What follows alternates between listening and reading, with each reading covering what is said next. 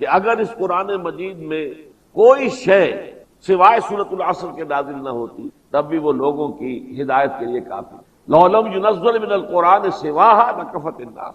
لیکن جو بات سورۃ العصر میں ایک سورت میں آئی ہے وہی بات ایک آیت کے اندر سورہ بقرہ کی آیت البر، لیس البر ان تولوا وجوہکم قبل المشرق والمغرب ولكن البر من آمن بالله واليوم الآخر والملائكة والكتاب والنبيين وآتى المال على حبه ذوي القربى واليتامى والمساكين وابن السبيل والسائلين وفي الرقاب وأقام الصلاة وآتى الزكاة والموفون بعهدهم إذا عاهدوا والصابرين في البأساء والضراء وحين البأس اولئک الذین صدقوا واولئک هم المتقون. اندازہ کیجئے یہ ایک آیت.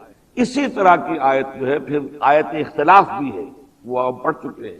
اس کے بعد اس سے بھی زیادہ نمایاں مثال یہ آیت الکرسی کی ہے جو اس 34ویں رکوع کے اندر شامل ہے سورہ بقرہ، جس کے بارے میں ہم پڑھ لیں گے وہ روایات کی کہ نبی اکرم صلی اللہ علیہ وسلم نے اسے قرار دیا ہے ہی سیدۃ آیات القرآن، تمام قرآن حکیم کی آیات کی سردار جو ہے وہ آیت الکرسی. اور چونکہ میں نے ابھی حوالہ دیا ہے کہ جو نسبت و تناسب ہے سورۃ العصر اور آیت البر میں، قرآن کی جامع ہدایت اور لوازم و شرائط نجات جس طرح سورۃ العصر میں آئے ہیں وہ ایک سورت ہے، اسی طرح آیہ بر میں آ گئے ہیں جو ایک آیت ہے. اسی طرح توحید خداوندی جس طرح سورہ اخلاص میں آئی ہے 4 آیتوں میں، قل هو اللہ احد اللہ الصمد لم یلد ولم یولد ولم یکن لہ کفوا احد، اسی طریقے سے اتنی ہی جامعیت کے ساتھ اس آیت الکرسی میں ہے جو آج ہم انشاءاللہ جس کا مطالعہ کریں گے. بہرحال اس حوالے سے نوٹ کر لیجئے. ایک اور مثال بھی میں آپ کو دے دوں اس سورہ مبارکہ میں، جیسے کہ میں نے آیت الآیات کا حوالہ دیا ہے، 20ویں رکوع کی پہلی آیت ہے، اس رکوع کی بھی 4 آیات ہیں، اس رکوع کی بھی 4 آیات ہیں. یہ بھی توحید کے ایک پہلو کو بیان کر رہا ہے اور وہ بھی توحید ہی کے ایک فلسفے کو بیان کر رہا ہے. پھر آئندہ کسی انشاءاللہ نشست میں ہم اس رکوع کا مطالعہ کریں گا، اس لیے کہ توحید کا جو فلسفیانہ پہلو ہے، جو اس کا حکیمانہ پہلو ہے، وہ انشاءاللہ اس رکوع کے حوالے سے ہمارے سامنے آئے گا. لیکن توحید کا جو اعتقادی پہلو ہے وہ ہے کہ جو آج آیت الکرسی کے حوالے سے ہمارے سامنے انشاءاللہ بتمام کمال آ جائے. اب ہم آغاز کر رہے ہیں.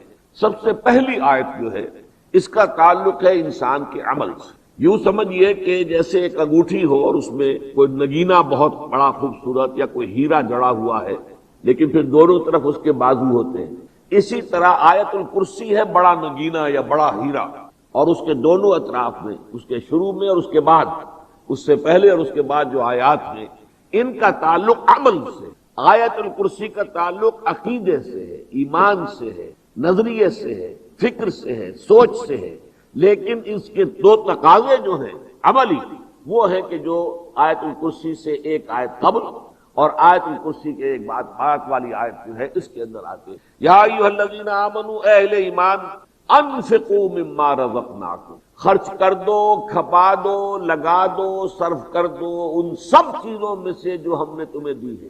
من قبل ان یاتی یوم، اس سے پہلے کہ وہ دن آ جائے، لا بیع فیہ ولا خلۃ ولا شفاعہ، جس دن کے نہ کوئی خرید و فروخت ممکن ہوگی، نہ کوئی دوستی مفید ہوگی، نہ کوئی سفارش فائدہ پہنچائے گی. والکافرون هم الظالمون، اور جو انکار کریں وہی ہے ظالم، وہی ہے مشرک.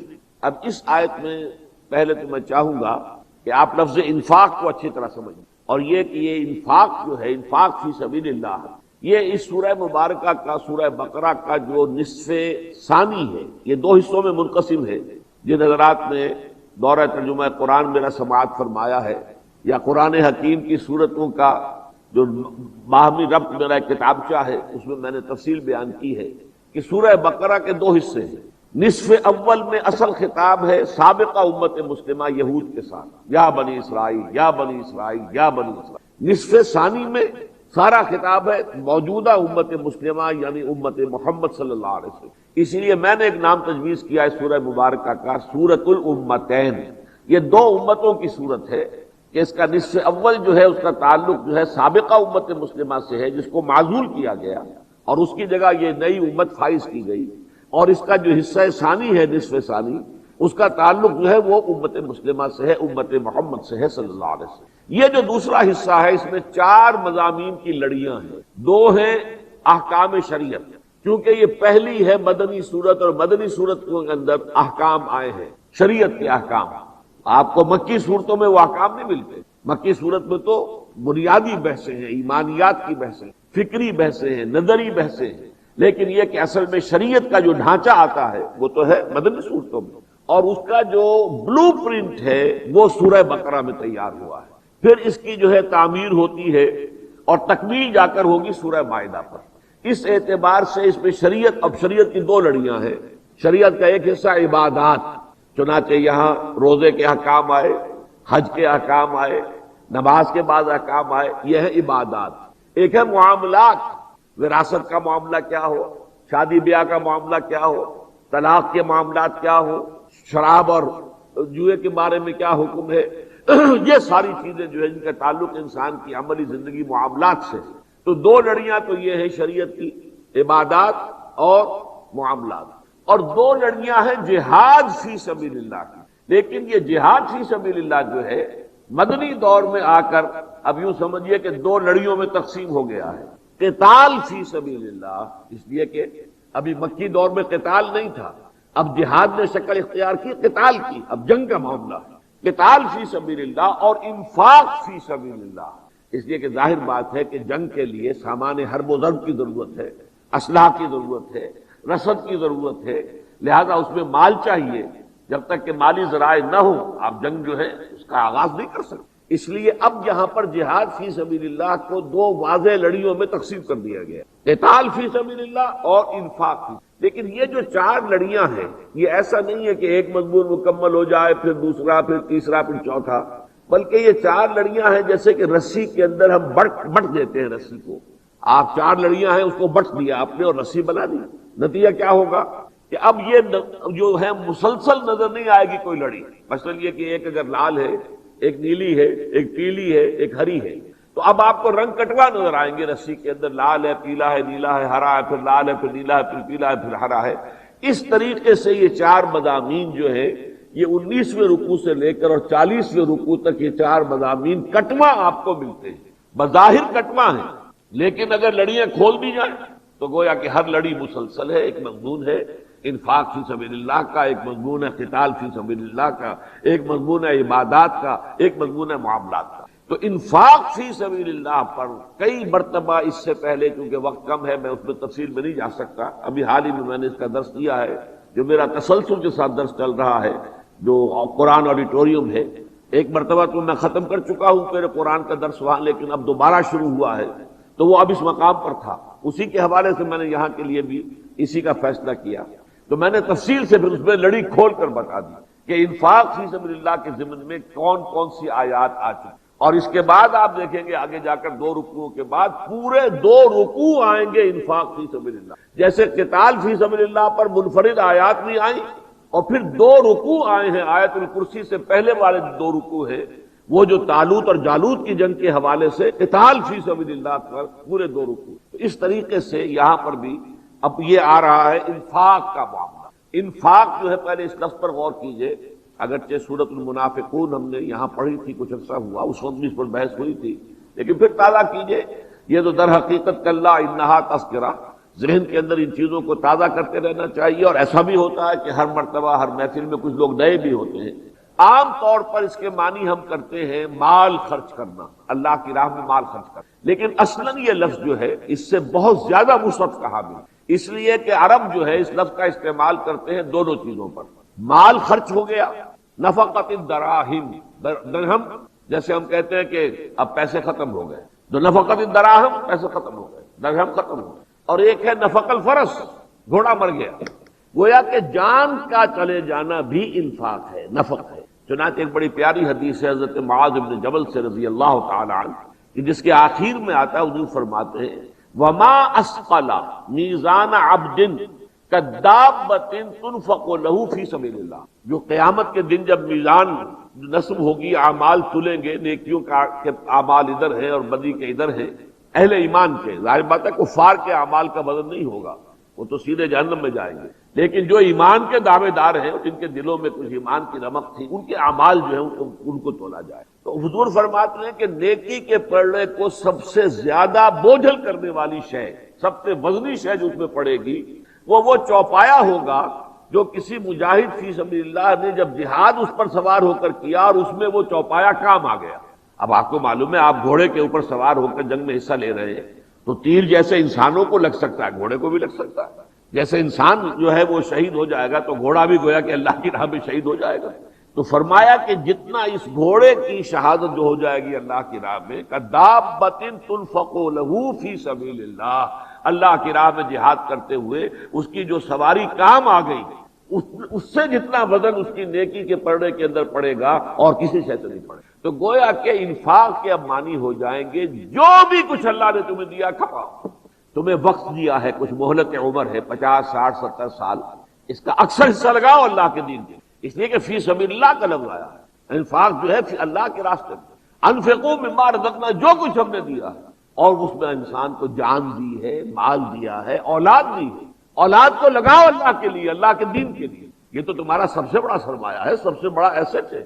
لیکن یہ کہ بعض لوگ جو ہے خود تو اپنے خیال میں دین کی خدمت کر رہے ہوتے ہیں، لیکن اپنی اولاد کے بارے میں انہیں فکر اسی کی ہوتی ہے کہ دنیا بن جائے ان کی، وہ اچھا کیریئر ہو جائے، اچھی تعلیم ان کو حاصل ہو جائے، اچھی تنخواہ مل سکے، اس سے آگے کوئی سوچ نہیں. حالانکہ در حقیقت یہی معیار ہے کہ ان کے اصل کیا ویلیوز ہیں، اندر ان کے کس چیز کی اہمیت ہے. ورنہ یہ کہ سب سے بڑھ کر شے جو اللہ نے عطا کی انسان کو وہ اس کی اولاد ہے، اسے لگائے دین کے لیے. تو اے اہل ایمان، لگا دو، کھپا دو، صرف کر دو، خرچ کر دو. یا ایھا الذین آمنوا انفقوا مما رزقناکم من قبل ان یاتی یوم، اس سے پہلے کہ وہ دن آ جائے.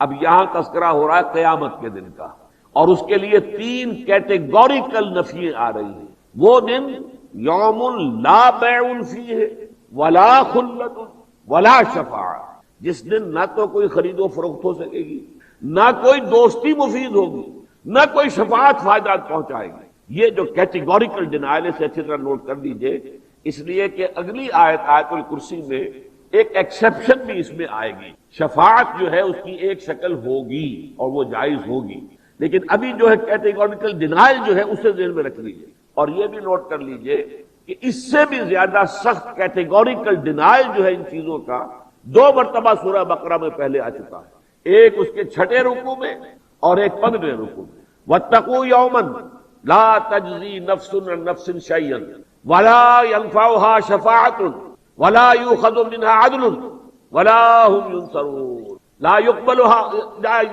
منها شفاعة. واتقوا يوما لا تجزي نفس عن نفس شيئا ولا يقبل منها شفاعة ولا يؤخذ منها عدل ولا هم ينصرون. ڈرو اس دن سے، قیامت کا دن جب آئے گا نہ کوئی جان کسی دوسری جان کے کام آ سکے گی، نہ کسی کی جانب سے کوئی سفارش قبول ہوگی، نہ کسی سے کوئی فدیہ لیا جائے گا، اور نہ کسی کی کوئی مدد ہو سکے گی. یہ ہے قیامت کا. پھر 15 رکوع میں پھر آیا یہی 4 چیزیں، صرف اس فرق کے ساتھ کہ یہاں جو نمبر 2 پر ہے اسے وہاں نمبر 3 پر لے گئے، اور جو نمبر 3 پر ہے اسے نمبر 2 پر لے آئے. بس صرف اتنا سا ترتیب کا فرق کیا ہے. واتقوا یوما لا تجزی نفس عن نفس شیئا ولا یؤخذ منها عدل ولا تنفعها شفاعت. اب شفاعت کا ذکر نمبر 3 پر آ گیا، وہاں نمبر 2 پر تھا. کوئی شفاعت مفید نہیں ہوگی، ولا هم ينصرون، نہ اس کو مدد ملے. تو 3 مرتبہ سورہ بقرہ میں آ گیا. یہ تیسری مرتبہ جو ہم پڑھ رہے ہیں. واتقوا یوما، فرمایا من قبل ان یاتی یوم لا بیع فیہ ولا خلۃ ولا شفاعہ، یعنی قیامت کے دن کام آنے والی شے انسان کے اپنے اعمال ہو، اصل شے جس پر کہ فیصلہ ہو. اگرچہ فیصلہ کن شے آخری اللہ کی رحمت ہوگی. چنانچہ حدیث میں آیا ہے کہ کوئی شخص محض اپنے افعال کی بنیاد پر جنت میں نہیں جا سکے گا جب تک کہ رحمت خداوندی دستگیری نہ کرے. اور جب کسی صحابی نے حضور سے پوچھ لیا، بڑی ہمت کی، جرأت سے کام لیا کہ کیا حضور آپ بھی، کیونکہ وہی لفظ میں دوبارہ استعمال کر رہا ہوں، کیٹیگوریکل سٹیٹمنٹ، کہ حضور کا یہ جملہ جو تھا اتنا سمجھیے کہ واضح تھا اور اتنا ہماگیر تھا کہ آپ نے فرمایا کوئی شخص نہیں جا سکے گا جنت میں محض اپنے اعمال کی بنیاد پر جب تک کہ اللہ کی رحمت دستگیری نہ فرمائے. تو اب اس میں ایک سوال پیدا ہو گیا، کیا حضور آپ بھی؟ فرمایا ہاں میں بھی، الا ان یتغمدنی ربی برحمتہ، جب تک کہ میرا رب مجھے اپنی رحمت سے ڈھانپ نہیں لے گا میں بھی جنت میں داخل نہیں ہوں۔ تو یہ سمجھ لیجئے آخری شے تو رحمت خداوندی ہے، بنیادی شے اعمال ہے، یہ رحمت بھی اعمال پر آتی ہے۔ آپ نے اپنی سی محنت کی ہے، آپ نے اپنی سی کوشش کر لی ہے، چلیے پھر بھی آپ یہ ایک سمجھیے کہ ایک مارک ہے ریکوائرڈ، ایک معیار، اس تک نہیں پہنچ سکتے، لیکن آپ نے اپنی سی کوشش کی ہے، اللہ تعالیٰ کنڈون کر دے گا، تلافی کر دے گا، اپنی رحمت سے جو ہے اس کی تلافی کر دے گا، یہ دوسری بات ہے۔ لیکن آپ عمل سے بالکل عمل سے یہ جو علامہ اقبال نے کہا ہے کہ عمل سے فارغ ہوا مسلمان بنا کے تقدیر کا بہانہ، اسی طرح اللہ کی رحمت کا بہانہ بنا کر یا رسول اللہ کی شفاعت کا بہانہ بنا کر انسان جو ہے اپنے آپ کو عمل سے فارغ کر لے تو پھر نہ وہ شفاعت مفید ہوگی اور نہ ہی وہ اللہ تعالیٰ کی رحمت جو ہے وہ دستگیری فرمائے گی۔ تو اصل شے اعمال، جیسے کہ سورۃ النجم میں فرمایا لیس للانسان الا ما سعی وان سعیہ سوف یری، نہیں ہے کسی انسان کے لیے مگر وہی کچھ جس کے لیے اس نے محنت کی ہے، کوشش کی۔ ہاں اس کی کوشش اس کے سامنے رکھ دی جائے گی، وہ اپنی کوشش کو اپنے سامنے موجود پائے گا، سوف یری، دکھا دیا جائے گا یہ تمہاری کوشش۔ تو یہ ہے تیسرا مقام سورہ بقرہ میں جس میں کہ شفاعت کی بھی کیٹیگوریکل ڈینائل ہے۔ ایک بات اور نوٹ کر لیجئے کہ یہ تو قیامت کے دن کا ذکر ہے، ایک چھوٹی قیامت وہ ہے جو میری اور آپ کی موت ہے، جو میرے اور آپ کے سر پر منڈلا رہی ہے، پتہ نہیں کب آ جائے، جھپٹا مار لے، جیسے کوئی چیل ہو یا کوئی اور جانور ہے سر کے اوپر منڈلا رہا ہے، پتہ نہیں کب وہ جھپٹا مارے۔ اسی طرح موت جو ہے وہ تو در حقیقت ہر انسان کے سر پر گویا کہ ہر وقت ہر آن منڈلا رہے۔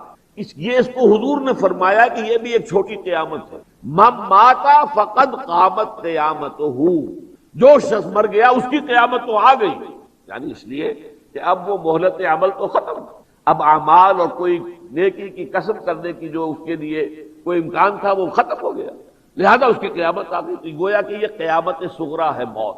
یہی وجہ ہے کہ یہ مضمون جب سورہ منافقون میں آیا ہے تو وہاں وہ موت کا نقشہ کھینچا گیا، انفقوا مما رزقناکم من قبل ان یاتی احدکم الموت فیقول رب لولا اخرتنی الی اجل قریب فاصدق واکن من الصالحین، خرچ کر دو، لگا دو، کھپا دو اللہ کی راہ میں ان سب چیزوں میں سے جو ہم نے تمہیں دی ہے، اس سے پہلے کہ تم میں سے کسی کے سرہانے اس کی موت آ کر کھڑی ہو، اور اس وقت وہ کہے گا پروردگار ذرا سی مہلت دے دے، تھوڑا سا مؤخر کر دے اس موت کو، تو میں سب کچھ تیری راہ میں لٹا دوں گا، دے دوں گا، خرچ کر دوں گا، نیک ہو جاؤں گا۔ وَلَن يُؤَخِّرَ اللَّهُ نَفْسًا إِذَا جَاءَ أَجَلُهَا، نوٹ کر لو کہ جب کسی کی اجل وہ آ جائے گی معین، پھر اللہ مؤخر نہیں کرے گا، ہرگز نہیں کرے گا۔ لام نون کے ساتھ جو نفی ہوتی ہے وہ بڑے تاکید کے لن یؤخر اللہ نفسا، کسی کا مؤخر نہیں کرے گا، وہ وقت جب آ گیا تو آ گیا۔ تو یہاں پر جو ہے وہ قیامت کبریٰ، اور اس جگہ سورہ منافقون میں یہی مضمون قیامت صغریٰ یعنی موت کے حوالے سے۔ یا ایھا الذین آمنوا انفقوا مما رزقناکم من قبل ان یاتی یوم لا بیع فیہ ولا خلۃ ولا شفاعۃ والکافرون هم الظالمون، اور انکار کرنے والے ہی تو ظالم ہیں۔ یہاں بھی دونوں لفظوں کے معنی سمجھیے، ہم کافر سمجھتے ہیں اس کو کہ جو اللہ کو نہیں مانتا یا رسول کو نہیں مانتا، یہاں کافر سے مراد وہ نہیں ہے جو اس حکم سے سرکابی کر رہا ہے، وہ کافر۔ وہ جو علامہ اقبال کہتے ہیں کہ بتوں سے تجھ کو امید ہے خدا سے نو امیدی، مجھے بتا تو صحیح اور کافری کیا ہے؟ اگر تمہاری ساری امیدیں جو ہے ما سوی اللہ کے ساتھ وابستہ ہو گئی ہیں اور اللہ کے ساتھ تمہارا نہ توکل ہے نہ راضی برضائے رب ہونے کا رشتہ ہے، تو یہی تو کفر ہے۔ ایک بزرگ تھے سلسلہ نقشبندیہ کے سائیں عبدالرزاق، وہ ایک اور ہی ڈیفینیشن بتایا کرتے تھے کفر کی، جو دم غافل سو دم کافر۔ جو بھی انسان کا سانس جو ہے غفلت کی حالت میں نکلتا ہے، اسے اللہ یاد نہیں ہے، وہ گویا کہ ایک طرح کے کفر کی حالت میں ہے، جو دم غافل سو دم کافر۔ تو یہاں کفر سے وہ مراد ہے، جیسے کہ سورہ آل عمران میں آتا ہے حج کے ضمن میں، وَلِلَّهِ عَلَى النَّاسِ حِجُّ الْبَيْتِ مَنِ اسْتَطَاعَ إِلَيْهِ سَبِيلًا وَمَنْ كَفَرَ فَإِنَّ اللَّهَ غَنِيٌّ حَمِيدٌ۔ اللہ تعالیٰ کا حق ہے کہ جو شخص بھی استطاعت رکھتا ہو سفر کی وہ اس کے گھر کا حج کرے، اور جو کفر کرے گا، اب یہاں کفر سے مراد کیا ہے؟ جو حج نہیں کرے گا، جو استطاعت رکھنے کے باوجود حج نہیں کرتا، وہ گویا کہ ایک طرح کے کفر میں ملوث، چاہے وہ کافر نہیں شمار ہو رہا ہے معاشرے کے اندر، وہ مسلمان ہی سمجھا جا رہا ہے، اور آپ کے سینسس میں بھی اس کا مذہب اسلام درج ہے، ہو سکتا ہے کہ وہ مسلمانوں کا لیڈر بھی ہو، رہنما بھی ہو، لیکن یہ کہ در حقیقت کے اعتبار سے، اپنی باطن کے اعتبار سے وہ کفر پر قائم ہے۔ تو یہاں مراد وہ ہے کہ اگر تم اپنے مال سینت کر رکھ رہے ہو اللہ کے دین کے غلبے کی جدوجہد کے لیے، اللہ کے پیغام کو عام کرنے کے لیے خرچ کرنے کو تیار نہیں ہو، تو جان لو کہ یہی حقیقی کفر ہے۔ جیسے سورہ مائدہ میں آگے چل کر آئے گا کہ وَمَن لَّمْ يَحْكُم بِمَا أَنزَلَ اللَّهُ فَأُولَٰئِكَ هُمُ الْكَافِرُونَ، جو اللہ کی اتاری ہوئی شریعت کے مطابق فیصلے نہیں کرتے وہی تو کافر ہیں۔ تو کافر وہی پھر میں کر رہا ہوں کہ ہم نے کفر کس سے سمجھا ہوا ہے، قرآن کسے کہہ رہا ہے؟ وہ ایک کفر کی قانونی شکل ہے جس نے انکار کیا حضور کی رسالت کا، یا انکار کیا قرآن کا، یا جو بھی اللہ کے ساتھ کسی اور الہ کو بھی مانتا ہے، وہ دوسری بات ہے۔ لیکن یہ کہ یہ مسلمان کافر، کہ قانوناً تو مسلمان، حقیقت میں کافر، جس کی سب سے بڑی مثال منافق ہے۔ منافق کون ہوتا ہے؟ حقیقت میں کافر، قانوناً اور ظاہری اعتبار سے مسلمان۔ دوسرا لفظ ہے ظالم۔ ظالم کا لفظ جو آیا یہاں پر وَالْكَافِرُونَ هُمُ الظَّالِمُونَ، تو ظالم یہاں مشرک کے معنی میں، اس لیے کہ آپ کے علم میں ہوگا کہ جب سورہ انعام کی آیت نازل ہوئی اور اللہ تعالیٰ نے ایک سوال کیا، اَيُّ الْفَرِيقَيْنِ أَحَقُّ بِالْأَمْنِ إِن كُنتُمْ تَعْلَمُونَ، ایک موحد ہے اور ایک مشرک ہے، دلی اطمینان کا زیادہ حقدار کون ہے بتاؤ تم؟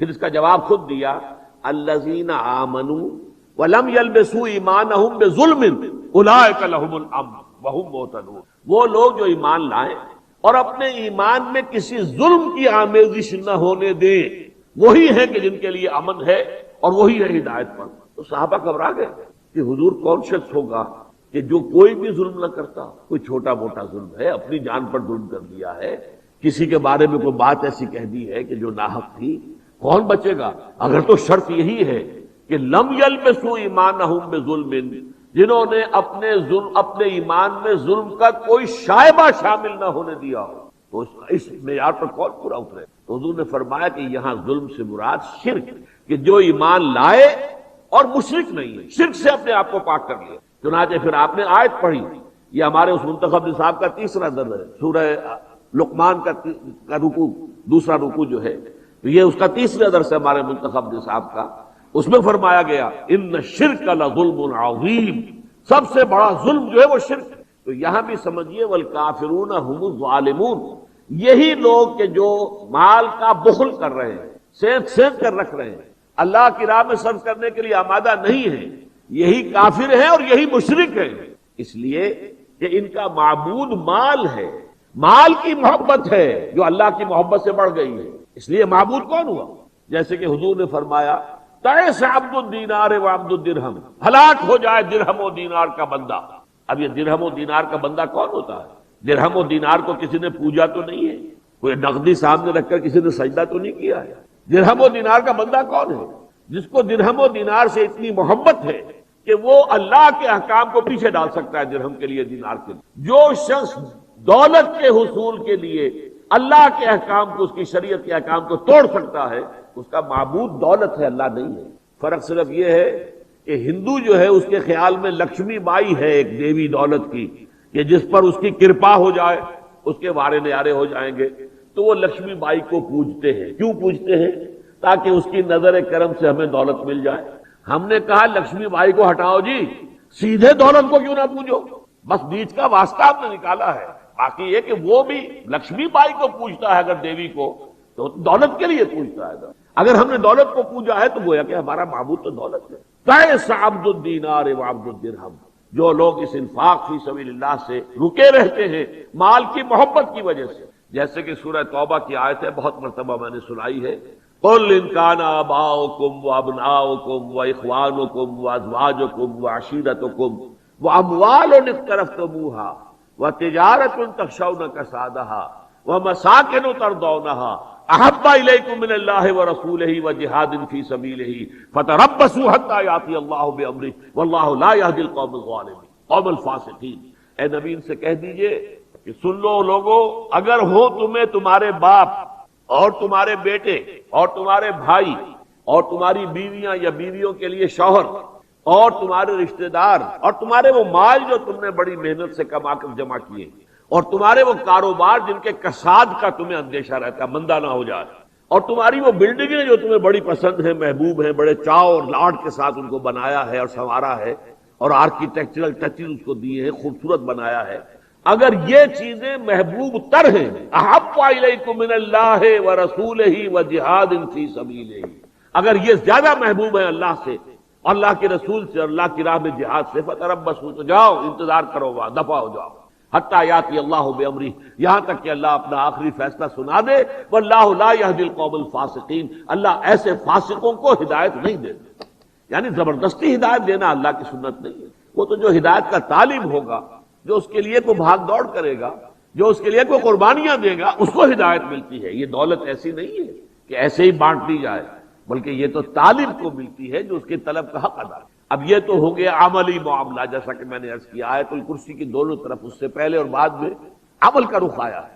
اب آئی ہے وہ آیت، یہ میں نے چونکہ یہاں کتاب کا تقسیم کرا دیا ہے آپ کو، یہ تقریباً شاید 30 سال پرانی میری تقریر تھی کہ جو میں نے ریڈیو پر کی تھی، اس کو شائع کیا تھا، اور اتفاق سے کبھی کبھی وقت ہوتا ہے ایسا، میری تحریریں بہت کم ہیں، لیکن یہ ایک نہایت جامع تحریر تھی جو اللہ تعالیٰ کے فضل و کرم سے ایک وقت میں قلم سے نکل گئی، اور وہ مجھے خود بھی بہت پسند ہے۔ تو ذرا اس میں ثقیل اصطلاحات آئی ہیں فلسفے کی اور علم کلام کی، تو میں اس وقت جو بھی بیان کروں گا آپ اسے یوں سمجھیے کہ وہ ایک طرح سے اس کی تسہیل ہے، باقی اس کا مطالعہ آپ جا کے کیجیے گا ضرور، اس لیے کہ یہ علم قرآن کا سب سے بڑا خزانہ ہے۔ اس کے بالکل سرور کے اوپر وہ حدیث درج ہے کہ حضور نے ایک مرتبہ حضرت ابی ابن کعب سے پوچھا کہ ابی ذرا یہ بتاؤ تمہارے نزدیک قرآن حکیم کی عظیم ترین آیت کون سی؟ اب یہ ابی ابن کعب وہ ہیں جن کے بارے میں حضور نے فرمایا اعلمہم بالحلال والحرام معاذ بن جبل واقرأہم ابی ابن کعب، قرآن مجید کے احکام شریعت کو تو سب سے زیادہ جاننے والا ہے معاذ بن جبل رضی اللہ تعالی عنہ، لیکن قرآن کا سب سے بڑا عالم جو ہے وہ ابی ابن کعب ہے۔ وہ ابی ابن کعب سے پوچھا کہ تمہیں معلوم ہے قرآن کی عظیم ترین آیت کون سی ہے؟ اب جو صحابہ کا عام انداز تھا ان کا اللہ و رسول عالم، وہ ہمیشہ ایسا کرتے تھے کہ حضور سوال کرتے تھے تو جواب نہیں دیتے تھے کہ یہ بے ادبی بھی ہو جاتی ہے، جیسے چلبلے قسم کے شاگرد ہوتے ہیں، وہ بڑی تیزی سے کہیں گے تاکہ استاد ہمارا لوہا مان لے کہ واقعی بڑا ذہین ہے، بلکہ بعض چلبلے شاگرد تو استادوں کو پڑھانا چاہتے ہیں۔ صحابہ کا انداز بالکل مختلف تھا، اللہ و رسول عالم، ہم تو آپ سے علم کے حصول کے لیے یہاں بیٹھے ہوئے ہیں، آپ فرمائیے، لیکن پھر دوبارہ پلٹ کر اگر حضور پوچھتے تھے پھر جواب دیتے، تو حضور نے جب دوبارہ پوچھا کہ نہیں اے ابی ابن کعب، میں تم سے جاننا چاہتا ہوں تمہارے نزدیک قرآن مجید کی عظیم ترین آیت کون؟ تب انہوں نے جب آیت الکرسی کا حوالہ دیا تو حضور نے ان کے سینے کو ٹھونکا، آپ نے شاباش کی تھپکی دی، شاباش اے ابو المنذر، تمہیں یہ علم راس آئے، تمہارے لیے مبارک ہو کہ تم نے واقعتاً قرآن حکیم کی عظیم ترین آیت کو سمجھ لیا کہ کون سی آیت عظیم تر۔ اور بعض احادیث میں آئے گا کہ قرآن مجید کی سورتوں میں سب سے عظیم سورۃ الاخلاص، 4 آیتوں میں توحید کا سمندر بند ہے، اور آیتوں میں سب سے بڑی آیت، سب سے عظیم آیت آیت الکرسی، جس میں کہ توحید خدا بندی کا بحر ذخار ہے، جو تقریباً 10 جملوں کے اندر بند کر دیا۔ اللہ لا الہ الا ہو، اللہ وہ ہستی ہے کہ جس کے سوا کوئی معبود نہیں الہ۔ اب یہ وہی بات ہے لا الہ الا اللہ جو ہمارے کلمہ طیبہ کا اور کلمہ شہادت کا اشہد ان لا الہ الا اللہ وحدہ لا شریک لہ، مفہوم وہی ہے، لیکن ذرا اب یہاں غور کیجئے، یہاں ایک تو لفظ الہ اور ایک لفظ اللہ، ان دونوں کو سمجھیں۔ اللہ کے بارے میں 2 آراء ہیں، جو ذرا صوفی پرست قسم کے علماء اور مفسرین ہیں، ان کا کہنا یہ ہے کہ اللہ جو ہے وہ اللہ کا اسم ذات ہے، یہ اسم مشتق نہیں ہے، اسم جامد ہے۔ جیسے کسی شہر کا نام لاہور، لاہور بس نام ہے، اب یہ کس لفظ سے نکلا ہے، اس کا مادہ کیا ہے، اس کی تحقیق نہیں ہو سکتی، یہ تو نام ہے۔ یثرب کا نام یثرب ہے، کیوں ہے؟ اب اس کی کوئی وجہ نہیں، بس وہی نام ہے، تو اس کی آپ کو کسی نحوی اور صرفی جو ہے بحث میں جانے کا مسئلہ نہیں ہوتا، وہ نام ہے۔ تو گویا کہ اللہ تعالیٰ کا اسم ذات اللہ ہے، یہ کسی اور لفظ سے نکلا ہوا نہیں، جیسے اللہ کے باقی سارے نام جو ہیں وہ صفاتی نام ہے۔ صفت ہے قادر، القادر اللہ کا نام ہو گیا، علیم، جب یہ تنوین آتی ہے آخر میں تو یہ نکرہ ہے، جاننے والا، صاحب علم، العلیم، اب تنوین اڑ جائے گی، الف لام لگ گیا ہے، اب یہ اللہ کا نام ہو گیا۔ تو تمام جو 99 نام ہیں وہ سب کے سب در حقیقت اللہ کے صفاتی نام ہیں، لیکن اس کے بارے میں رائے یہ ہے کہ یہ صفاتی نہیں ہے بلکہ ذاتی نام، اس میں ذات۔ دوسری رائے یہ ہے، جو لوگ نحوی ہیں، گرامر سے جن کو زیادہ شغف ہے، ان کے نزدیک یہ در حقیقت یہ بھی صفاتی نام ہے اللہ کا، اللہ کا اسم ذات کوئی نہیں ہے، اسم اعظم ہے کہ میں بعد میں آپ کو بتاؤں گا، لیکن اللہ کا اسم ذات کوئی نہیں۔ یہ بھی الہ پر الف لام داخل ہوا، الالہ، الہ معبود، الہ کوئی الہ، الالہ یہ ہو گیا اللہ کا نام۔ الالہ میں سے یہ دو لاموں کے درمیان سے ایک الف جو ہے یہ جو ہے ساقط ہو گیا اللہ، تو یہ الالہ کی شکل ہے کہ جو اللہ بن۔ میرے نزدیک یہی درست معاملہ ہے، اور یہ الہ پر الف لام داخل ہو کر اللہ تعالیٰ کا یہ نام بنا ہے۔ اب الہ کسے کہتے ہیں؟ واقعہ یہ ہے کہ یہ بھی قرآن مجید میں جو بھی الفاظ چنے ہیں اور عربوں نے، اور اس سے پہلے انہوں نے انتخاب کیا ہوا تھا آخر الہ کا، اور اللہ کا لفظ ان کے یہاں موجود تھا، الہ اللہ، یہ سب یہ لفظ اتنا جامع ہے کہ اس کے تین مفاہیم ہیں بنیادی اس مادے کے، الف لام ہا، الہ یا الہ یا ولہ یا الہ۔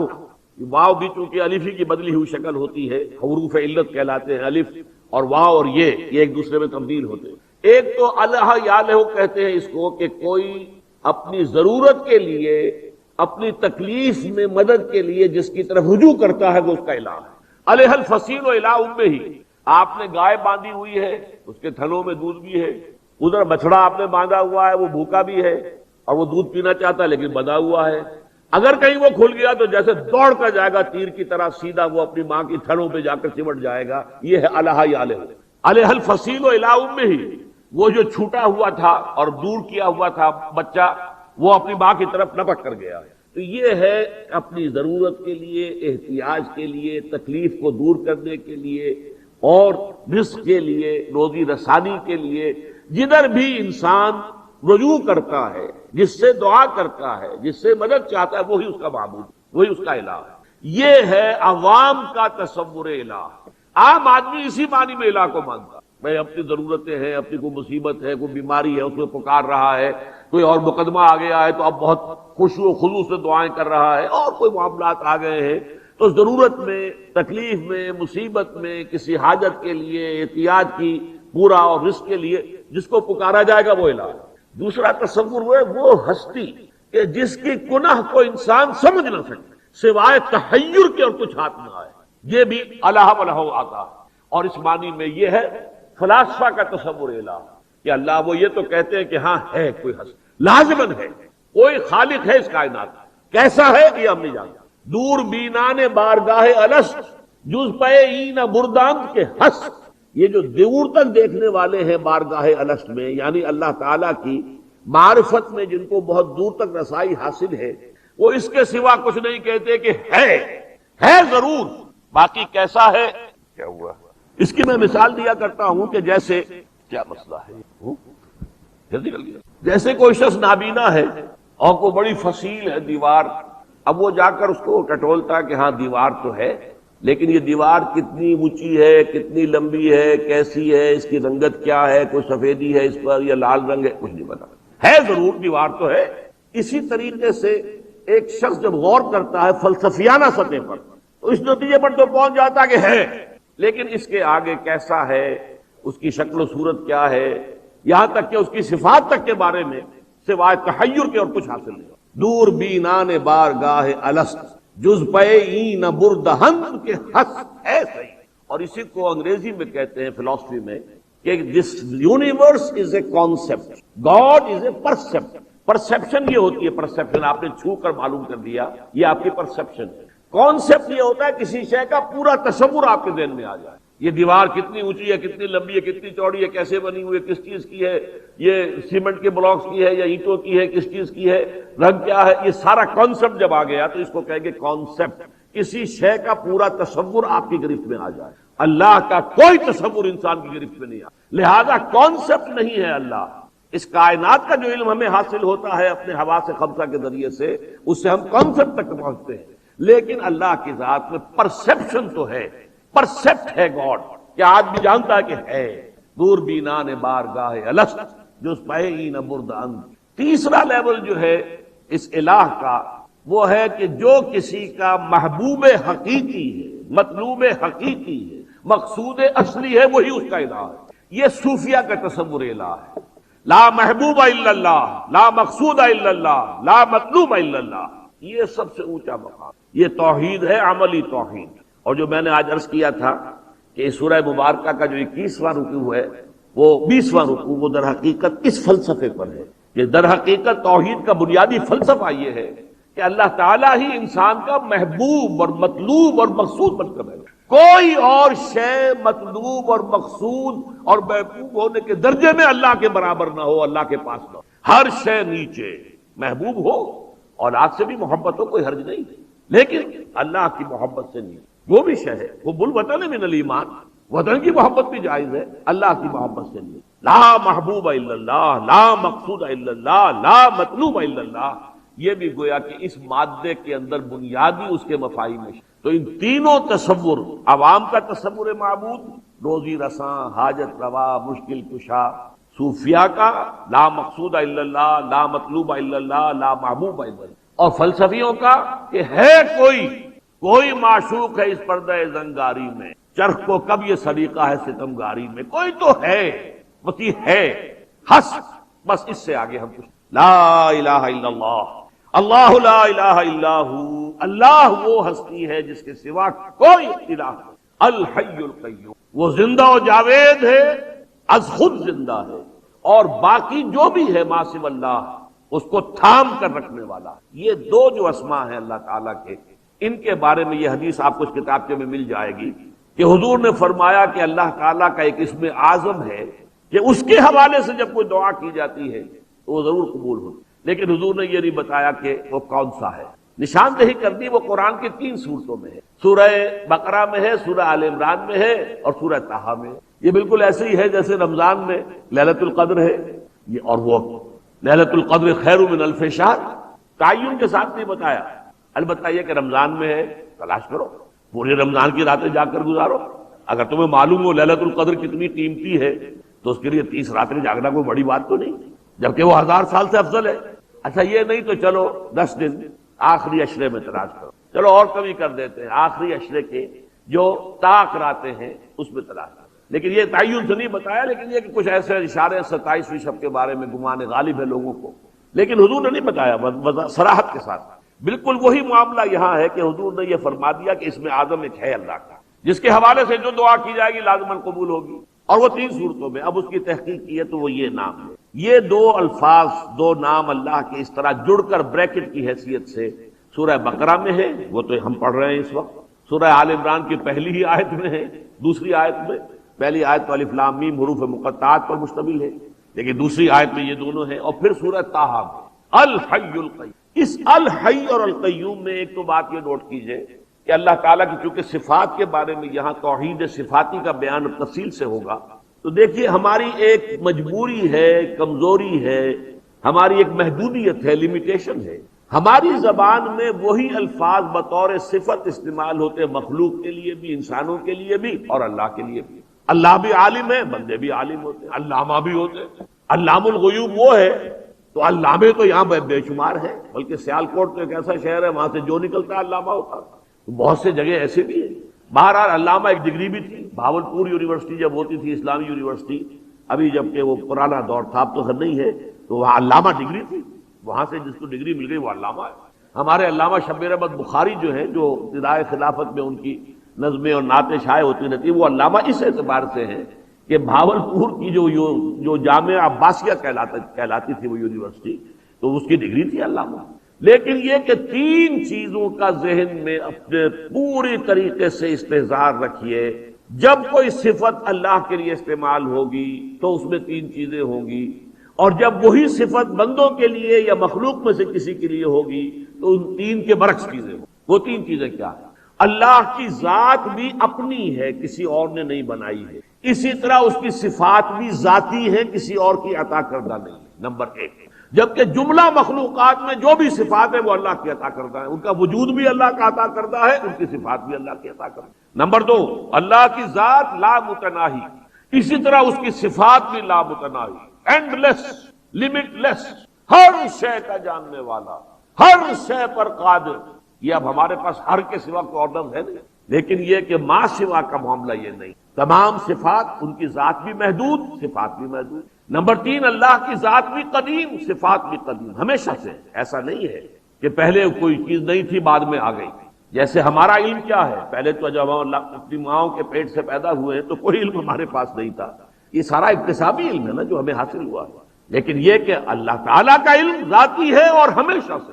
وہ حادث نہیں ہے، جبکہ ما سوى اللہ جو بھی ہو، انبیاء ہوں، فرشتے ہوں، رسول ہوں، اولیاء اللہ ہوں، کسے باشا، ان کی جو بھی صفت ہے وہ حادث ہے، ان کا وجود بھی حادث، ان کی صفات بھی حادث۔ یہ معاملہ آج کوئی گڑبڑ ہے، اس کا کہاں گیا وہ؟ یہ ڈھیلا ہو گیا، اور کیا مسئلہ ہے؟ کیا مسئلہ ہے؟ تو میں عرض کر رہا تھا کہ اللہ تعالیٰ کی ذات قدیم، صفات بھی قدیم، باقی سب کی ذات حادث، صفات بھی حادث۔ اللہ کی ذات مطلق، لا متناہی، لمٹ لیس، صفات بھی لمٹ لیس، ما سوا کی صفات بھی، ذات بھی لمیٹڈ، مقید، محدود۔ اسی طریقے سے اللہ کی صفات ذاتی اور ما سوا کی عطائی، مثلا الحی ہے، زندہ، ہم بھی زندہ ہیں، لیکن ہماری زندگی مستعار ہے، حیات مستعار کہتے ہیں اسے ہم، اللہ نے دی ہے، ہماری اپنی نہیں ہے۔ لائی حیات آئے، قضا لے چلی چلے، اپنی خوشی سے آئے نہ اپنی خوشی چلے، یہ تو عطا کردہ ہے، مستعار ہے، حیات مستعار، اللہ کی حیات ذاتی۔ پھر ہماری حیات بڑی محدود ہے، اللہ کی لا محدود ہے۔ ہماری حیات میں ضعف ہے، غذا نہ ملے تو مزمحل ہو گئے، تھک گئے تو مزمحل ہو گئے، نیند آئی اونگ گئے تو غافل ہو گئے۔ اللہ کی حیات ان تمام ضعفوں سے، تمام احتیاجات سے ماورا مبرہ منزہ اعلیٰ ارقى، یہ ہے اللہ کی حیات ہے، زندہ ہم بھی ہے۔ زندگی کا لفظ جو ہے وہ تو گویا کہ مشترک ہے، لیکن الحی، زندہ جاوید ہستی، ہمیشہ ہمیشہ زندہ رہنے والا، لا يموت ابدا ابدا، اس کے لیے کہیں فنا نہیں ہے، موت نہیں، ہمیشہ قائم رہنے والا۔ وَيَبْقَى وَجْهُ رَبِّكَ ذِو الْجَلَالِ وَالْإِكْرَامِ، باقی رہنے والا جو ہے وہ تو اللہ ہی کا چہرہ ہے۔ اس حوالے سے الحی، البتہ قیوم، قائم رکھنے والا، ما سوا جو بھی کچھ ہے کائنات، یونیورس یا تمام مخلوقات، فرشتے، انسانوں میں انبیاء، اولیاء جو بھی ہیں، اس سب کا وجود اللہ کے قائم رکھنے سے قائم۔ بلکہ بڑی پیاری بات ہے جو مولانا مناظر حسن گیلانی نے بیان کی ہے، ان کی چھوٹی سی کتاب ہے جو فلسفہ اور علم کلام کے اعتبار سے ہے تو بڑی چھوٹی لیکن بہت قیمتی کتاب ہے، الدین القیم۔ اس میں اللہ کی تخلیق کا ایک تصور انہوں نے دیا ہے کہ جیسے آپ تصور کیجئے، اگر آپ نے تاج محل دیکھا ہوا ہے تو تاج محل کا تصور اپنے ذہن میں لائیے، آ جائے گا، یا کسی نے مینار پاکستان دیکھا ہوا ہے لاہور کا، اس کا تصور آ جائے گا۔ لیکن یہ تصور جو ہے آپ کے ذہن کے اندر ہے، اس کا اپنا کوئی وجود نہیں ہے، آپ اس کے اوپر بھی ہیں، نیچے بھی ہیں، دائیں بھی ہیں، بائیں بھی ہیں، اندر بھی ہیں، باہر ہی آپ ہی آپ ہے، وہ تو ہے ہی نہیں۔ اور نمبر 3، اس کا وجود آپ کی توجہ پر قائم ہے، توجہ ہٹی وجود خلاص۔ اسی طرح یہ کائنات جو ہے، اس کا اول و آخر، ظاہر و باطن سب اللہ ہے، اللہ ہی اللہ ہے، هو الاول والآخر والظاہر والباطن۔ اور نمبر 2 یہ کہ اس کی توجہ ہے کہ جو اس کائنات کو تھامے ہوئے ہے، ایک لحظے کے لیے توجہ ہٹے، یہ نفسیہ منسیہ ہو جائے، اس کا وجود ہی نہیں رہے۔ شیخ احمد سرہندی رحمۃ اللہ علیہ نے اس کو لکھا ہے، این از صنعت باری تعالی است کہ معدوم را موجود می نمائند۔ یہ اللہ کی خلاقی اور صنعائی ہے، جو شے اصل میں معدوم ہے اسے موجود کر کے دکھا دیا ہے۔ حقیقت کے اعتبار سے کل کائنات اور کون و مکان معدوم کے در۔ یہ جو تعلق ہے الحی، خود بخود قائم، زندہ جاوید اور باقی سب کو قائم رکھنے والا، بالکل یہی ربط و تعلق ہے احد اور صمد میں۔ قل هو اللہ احد اللہ الصمد، کہو کہ اللہ ایک ہے نہیں، یہ ترجمہ غلط ہو جائے گا، اللہ ایک ہے نہیں، اللہ اکیلا ہے۔ ایک کے بعد تو 2 اور 2 کے بعد 3، وہ تو پھر ایک سلسلہ ہے، وہ تو آغاز گنتی کا ایک ہے، لیکن اللہ اکیلا ہے، یکتا ہے۔ اکیلے کا مفہوم کچھ اور ہوتا ہے اور ایک کا مفہوم کچھ اور ہے۔ قل هو اللہ احد، ایک کے لیے لفظ واحد ہے اور اللہ کے لیے یہ لفظ بھی ہے الواحد القہار، لیکن یہ کہ یہاں جو لفظ ہے احد، یکتا، یونیک، اکیلا، تنہا، اور صمد باقی سب کے لیے وہی سہارا ہے۔ صمد اصل میں کہتے ہیں کسی چٹان کو، مضبوط چٹان، کہیں جنگ ہو رہی ہو تو اگر آپ کی پشت پر کوئی مضبوط چٹان ہے تو آپ کا جو پچھاڑا ہے وہ گویا کہ محفوظ ہے، اس حوالے سے آپ یکسو ہو کر سامنے جو ہے اپنی توجہ مرکوز کر سکتے۔ یہی واقعہ ہوا تھا نا حضرت عمر کے، کہ جب آپ خطبہ دے رہے تھے مسجد نبوی میں، جمعے کا خطبہ، تو شام کا جو میدان جنگ ہے وہ حضرت عمر کے سامنے اللہ تعالیٰ نے رکھ دیا، اور وہاں حضرت ساریہ رضی اللہ تعالیٰ عنہ جو کہ کمانڈر تھے، ان سے غلطی ہو رہی تھی، انہوں نے غلط جگہ پر اپنی جو ہے پوزیشن لی تھی، تو حضرت عمر وہی کہتے ہیں خطبے میں، یا ساریہ تو الی جبل، اے ساریہ کیا غضب کر رہے ہو، اس پہاڑ کی طرف ہو جاؤ۔ انہوں نے وہ آواز سنی اور اپنی پوزیشن بدلی اور اللہ نے کامیابی دی۔ تو یہ جو چٹان ہوتی ہے یہ در حقیقت سہارا بنتی، اور اسی طریقے سے کسی بہت بڑا سردار ہو کسی مجمع کے اندر اور سب کی توجہ اسی کی طرف ہوگی، جو بھی بیٹھا ہے اس محفل کے اندر وہ